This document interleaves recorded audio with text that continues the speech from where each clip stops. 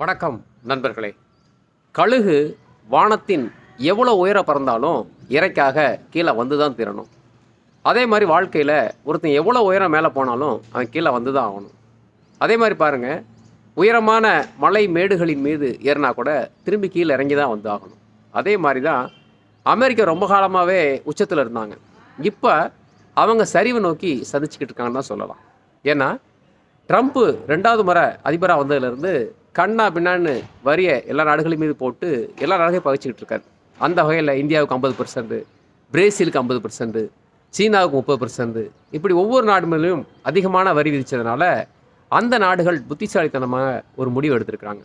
சீனா வந்து பார்த்திங்கன்னா soya beans 90% அமெரிக்காவில் தான் இறக்குமதி பண்ணிக்கிட்டு இருந்தாங்க. ஏன்னா உலகத்திலே வந்து சோயா பீன்ஸ் அமெரிக்கா, பிரேசில் தான் அதிகமாக உற்பத்தி பண்ணுறாங்க.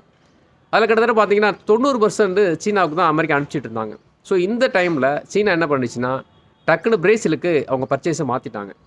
இதனால் பார்த்திங்கன்னா அமெரிக்காவுக்கு 4 லட்சம் கோடி வந்து லாஸ்.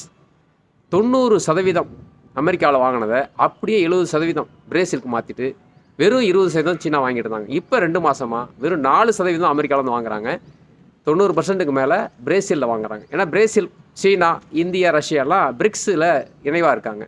அதனால் இந்த நாடுகள்லாம் ஒன்று சேர்ந்து அமெரிக்கா ஒரு வழி பண்ணுறதுன்னு முடிவு பண்ணிட்டாங்க. இப்போ ட்ரம்புக்கு மிகப்பெரிய தலைவலியாக இருக்குது. ஏன்னா அமெரிக்காவில் இருக்கக்கூடிய சோயா உற்பத்தியாளர்கள் தங்கள் பொருளை விற்க முடியலன்னு சொல்லிட்டு ட்ரம்புக்கு கடும் நெருக்கடி கொடுக்குறாங்களாம். இப்போ எதை தின்னா பித்தம் தெளியுன்னு ட்ரம்புக்கு புரியல. முன்னுக்கு பின் முரணா செஞ்சு மொத்தமாக மாட்டிக்கிட்டார். அதனால் அமெரிக்கா கீழே இறங்குவதற்கான நேரம் வந்துட்டு தான் நினைக்கிறேன். அடுத்த பதில் சந்திக்கலாம். நன்றி.